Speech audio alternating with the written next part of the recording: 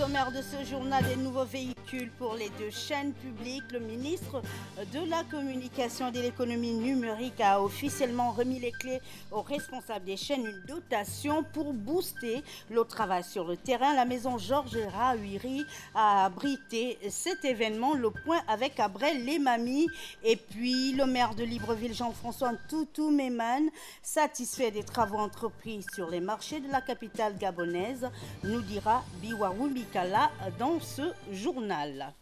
Mesdames, Messieurs, bonsoir, bienvenue dans cette édition d'information et ouf de soulagement pour les personnels des deux chaînes publiques qui avaient du mal à exercer dans des conditions optimales leurs tâches. Aller sur le terrain était devenu un casse-tête chinois et voilà cet après-midi un début de solution avec la remise des véhicules neufs aux deux responsables des chaînes publiques par le ministre de la Communication Blaise Loimbé, suivi d'une réunion sur la réforme de l'audiovisuel au Gabon. Le point avec Abrel Lemami, Yvette Legouo-Kossa.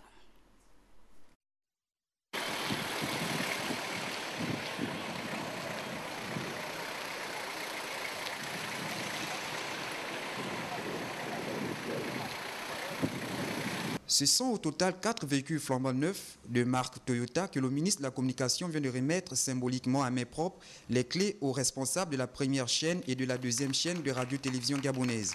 Ces véhicules viennent là combler le déficit en matière de déplacement des agents.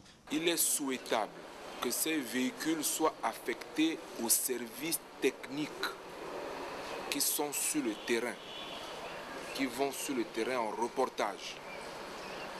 Et il est souhaitable que pour éviter l'utilisation abusive de ces véhicules à des fins privées, que sur ces véhicules soit écrit bel et bien Radio Gabon et Gabon Télévision. J'ai regardé dans le parc automobile du ministère. J'ai fait la chasse à ceux qui avaient 2 voitures, certains 3 voitures, pendant que d'autres n'en ont rien. On a fait la chasse et on a réussi à trouver un minibus. Vous savez qu'un journal, c'est du direct. S'il y a une information entre 20h et 23h, qu'est-ce qu'on fait? On ne va pas attendre le jour d'après, il faut la diffuser. Donc il est souhaitable, monsieur le directeur général, qu'à partir du moment où vous avez ce minibus à disposition, vous puissiez donc reprendre les activités du direct pour le journal et vous déposer les agents à leur domicile après les émissions. Prenez-en soin. C'est petit, c'est symbolique, mais c'est tout ce que nous avions comme crédit disponible. Outre la remise des véhicules, le ministre de la Communication a tenu une réunion d'information à l'auditorium Vicky Fourier de la maison Georges Rahuiri sur les réformes de l'audiovisuel au Gabon. Rappelons que le ministre a exhorté les responsables de la radio-télévision première chaîne et deuxième chaîne à bien prendre soin de ces véhicules affectés uniquement pour les agents en déplacement sur le terrain. Merci Cabrel pour toutes ces précisions. À la tête de la Commission nationale des frontières, le ministre de l'Intérieur, Jean-François Ndongo, qui s'est retrouvé ce jour avec les membres de sa commission pour faire le bilan des activités menées. Le point avec Elvire Tali, Serge Nzengi Mabila. Sur la situation générale de nos frontières et le bilan des activités menées par la Commission nationale des frontières, voilà entre autres les points inscrits à l'ordre du jour de cette réunion qui a mobilisé les experts sur les questions frontalières. Nous devons faire le point et informer les membres de la commission des conclusions et l'avancement de nos négociations et comment se sont déroulées toutes les négociations que nous avons eues avec la partie de la Guinée équatoriale. Il fallait également informer les membres de la commission sur notre dernière mission au Cameroun où nous avons évoqué un certain nombre de questions transfrontalières. Les commissaires ont évoqué longuement la situation frontalière du Gabon avec les pays limitrophes, notamment la République du Congo, le Cameroun et la Guinée équatoriale. En clair, pour le moment, le Gabon n'a aucun différend frontalier avec ses pays frères. En revanche, des actions sont à entreprendre dans le sens de la délimitation effective des frontières, souvent source de conflits. Le Gabon bénéficie d'une renommée d'hospitalité légendaire et beaucoup de frères de l'Afrique viennent souvent au Gabon et passent par les frontières. Nous pensons que cette question serait résolue lorsque nous allons arriver effectivement à avoir des frontières communes au sein de la communauté économique et monétaire de la CEMAC. La sécurisation des frontières est un défi majeur que doit relever chaque État. C'est une question de sécurité nationale, car la perméabilité des frontières peut constituer un danger pour un pays. D'où cette énième rencontre qui vise à asseoir une politique plus efficace en matière de sécurité de frontières. Du ministre du Budget, des Comptes publics et de la Fonction publique se communiquer en vue de s'arrimer au nouveau système de règlement interbancaire SISTAC. Le ministre du Budget, des Comptes publics et de la Fonction publique informe l'ensemble des agents publics de l'État, notamment ceux dont les traitements et salaires sont régulièrement domiciliés dans les établissements bancaires, qu'il a été procédé à une mise à jour de leur numéro de compte au cours de la solde du mois de janvier 2013. Il s'est agi, à travers cette opération, de passer de 11 caractères, souvent retenus par la saisie des numéros de compte, à 23, tel que le recommande la norme SISTAC. Aussi, tiendrai-je à préciser que les banques de domiciliation des salaires pour les agents concernés restent les mêmes que celles du mois de décembre 2012. Toutefois, ceux des agents qui auraient quelques difficultés avec leur traitement pourront se rapprocher de la direction de la solde munis de leur relevé d'identité bancaire RIB. Nous y reviendrons. Le premier magistrat de la ville de Libreville sur le terrain des ZAD constatait de visu l'état d'avancement des travaux des différents marchés de la capitale gabonaise. Visite guidée Bigwaou, Mikala, Yvette, Legouo, Okosa.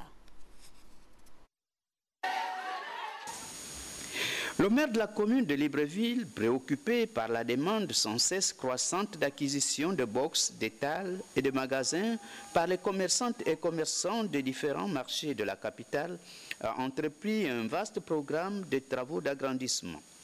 Pour s'enquérir de l'état d'avancement des dits travaux, l'édile de la commune de Libreville a tenu à faire le tour des chantiers en commençant par Mumbwe, Nkembo, Pekawit et enfin Zéayon. Nous avons été agréablement surpris de voir qu'à côté, il y a un grand bâtiment d'importance considérable qui est en train d'être achevé. Il y a 1 ou 2 sous-sols et plus R, plus 3. Vraiment, c'est quelque chose de considérable. Il y a quelques mois, nous nous sommes rendus en Kembo pour inaugurer cette annexe qui est vaste, moderne. Et comme on nous a dit qu'il y avait des problèmes, les étals et des box seront ramenés à des niveaux compatibles avec la bourse de nos mamans, nous sommes rendus au PK8. Les travaux sont très avancés et sont très impressionnants. Et nous voici ici à Nzangayon. Nous avons quintuplé la superficie de ce bâtiment. Nous l'avons doté de 2 chambres froides. C'est au quartier Mboué qu'a pris fin la descente sur le terrain du maire de Libreville et sa délégation en visitant le site où sera construit le futur marché de cette partie de la capitale qui, malheureusement, est toujours occupée par les populations qui tardent à déguerpir alors qu'elles ont déjà été indemnisées. L'auditorium du ministère des Eaux et Forêts a abrité les travaux de l'atelier final de restitution des résultats du projet sur le renforcement de la sécurité alimentaire en Afrique centrale à travers la gestion durable des produits forestiers non ligneux. Ce projet a été exécuté dans 3 pays de la sous-région, à savoir le Gabon, la RCA et le Congo. Le compte rendu d'Éric Nzengi Eric Ndiengi Badinga et Marlise Mengue. De la pauvreté à travers la gestion valorisante des produits forestiers non ligneux par le développement des petites et moyennes entreprises ainsi que l'amélioration de la sécurité alimentaire de communautés rurales constitue la trame de ce projet. Il a été élaboré par l'Organisation des Nations Unies pour l'alimentation et l'agriculture sous la supervision de la Commission des forêts d'Afrique centrale avec le financement du ministère allemand de l'alimentation, de l'agriculture et de la protection des consommateurs. Le bassin du Congo constitue le deuxième grand massif de forêts tropicales denses et humides du monde. Il couvre près de 235 millions d'hectares et regorge, outre le bois d'œuvre, de grandes potentialités en matière de produits forestiers non ligneux pour le bien-être des populations de la sous-région. Pour les populations, les PFNL constituent une source importante de nourriture, de plantes médicinales, ornementales, d'énergie, de matériaux, de construction, d'équipements de pêche, de biens et d'ustensiles. En conséquence, ces produits forestiers non ligneux contribuent à la sécurité alimentaire aussi bien des populations au Gabon qu'en Afrique centrale. Le potentiel macroéconomique des produits forestiers non ligneux est considérable. Leur valorisation est l'une des matérialisations du Gabon vert, second pilier de la politique de l'émergence. Comme vous le savez, l'amélioration des conditions de vie des populations rurales est une préoccupation majeure de la politique prônée par son Excellence Ali Bongo Ondimba, président de la République, chef de l'État. Ce projet, objet du présent atelier, est une des réponses à la lutte contre la pauvreté qui participe à la mise en œuvre du pilier Gabon vert. En effet, les produits forestiers non ligneux dans notre sous-région constituent une des ressources forestières à usage multiple à travers leur contribution à l'alimentation, à la pharmacopée, à la culture et sont une importante source de revenus en milieu rural. Le Comité national sur les produits forestiers non ligneux est déjà à pied d'œuvre. La formation des populations locales aux techniques de domestication du Koumou et de l'Andok s'est déroulée sur les sites pilotes de l'Estuaire et du Rolentem.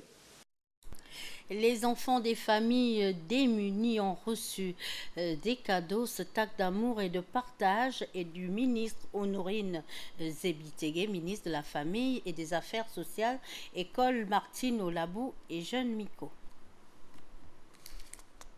Ils étaient près de 400 enfants à recevoir les cadeaux des mains de Madame le ministre de la Famille et des Affaires sociales, ainsi que des officiels qui l'accompagnaient. Les critères de sélection ont porté sur le recensement par le ministère des Affaires sociales des parents usagers des services sociaux dans les différents quartiers de Libreville. La FINAM, la financière africaine des microprojets, partenaire pour l'organisation de cette cérémonie, a dévoilé l'intérêt de son partenariat par son représentant. Ce modeste geste traduit notre volonté de remplir le devoir de citoyenneté qui consiste à intégrer dans les choix économiques la dimension collective ou sociale de l'environnement et à démontrer par là même que dans le mode de fonctionnement de la microfinance citoyenne, les finalités économiques et sociales ne sont pas incompatibles. Madame le ministre de la Famille et des Affaires sociales n'a pas manqué de donner le sens de ce geste. À l'endroit des enfants, je voudrais demander de considérer ce geste comme un acte d'amour et une modeste contribution à votre épanouissement. À l'endroit des parents, nous voulons que cette action revête son image dans la chaîne de solidarité que le gouvernement veut forger autour de la nation gabonaise.